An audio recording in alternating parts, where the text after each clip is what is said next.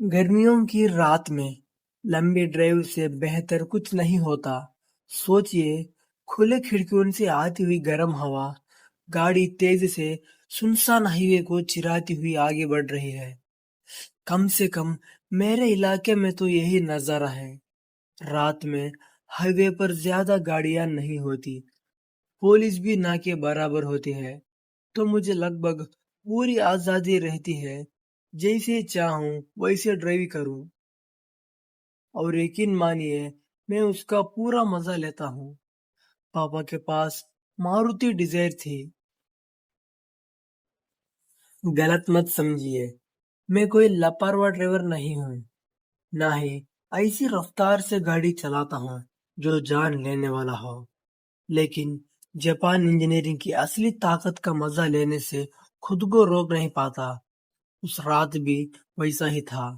मैं हाईवे पर बेफिक्र होके गाड़ी दौड़ा रहा था। स्टीरियो बंद था, पैसेंजर सीट खाली, और मेरे कान सिर्फ दो आवाजों पर टिके थे। एक तो इंजन की मधुर आवाज, और दूसरी मेरे चेहरे को छूती हवा की सरसराहट। ऐसी ड्राइव ही मुझे सच में आजाद महसूस करती है। पता नहीं क्यों, अचानक मुझे जबरदस्त ख्याल आया कि हाईवे छोड़कर बैक रोड्स पर चलूं, जहां कार की हैंडलिंग का असली मजा मिले। जैसे जब आपको अचानक कोई चीज करने की तीव्र इच्छा होती है, और आप जानते हो कि अगर उसे पूरा ना किया तो रात भर नींद नहीं आएगी। बस वैसा ही हुआ। मैंने अगला एग्जिट लिया और संकरे सीधे मेरे रास्तों पर निकल पड़ा। वहां ट्रैफिक बिल्कुल नहीं था, बस मैं, मेरी कार और सड़क। तभी मेरी हेडलाइट्स में कुछ चमक, और मैंने तुरंत ब्रेक दबाया। वहां ट्रैफिक बिल्कुल नहीं था, बस मैं, मेरी कार और सड़क। तभी मेरे हेडलाइट्स में कुछ चमका, और मैं तुरंत ब्रेक दबाई, वरना टक्कर पक्की थी। सामने सड़क के बीचों बीच दो शॉपिंग कार्ट रखा था, जैसे किसी ने जानबूझकर वहां छोड़ दिया हो। एक शॉपिंग कार्ट में तो ग्रोसरीज थे, और दूसरा एम्प्टी। मैंने गाड़ी रोकी, लाइट ऑन किया, और बाहर निकल आया। शायद मुझे वहीं से निकल जाना चाहिए था, पर जिज्ञासु भारी पड़ गई। रात की हवा गर्म थी, हल्की सी कीड़े मकोड़े की आवाज सुनाई दे रही थी, और मेरी गाड़ी का इंजन ठंडा होते होते टिक टिक की आवाज कर रहा था। मैं काट के पास पहुंचा। खाली था, बस दो साधारण धातु का शॉपिंग कार्ट। मैं पलटकर वापस जाने ही वाला था। अचानक मेरी नजर सड़क के किनारे पर पड़ी।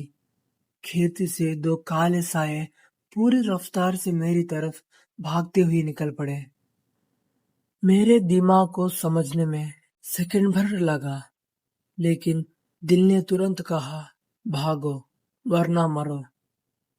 मैं तुरंत कार की ओर भागा। तभी उनमें से एक सीधा मेरी पैसेंजर साइड की ओर लपका, और जोरदार धम धम से दरवाजे से टकराया।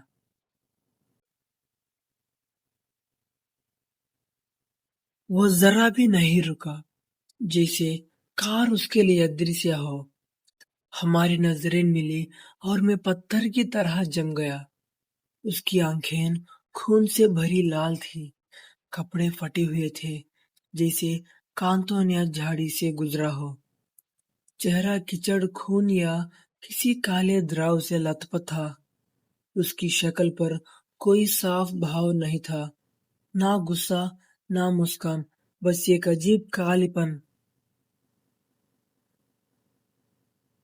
उसके शरीर से खून बह रहा था, और उसे परवाह ही नहीं।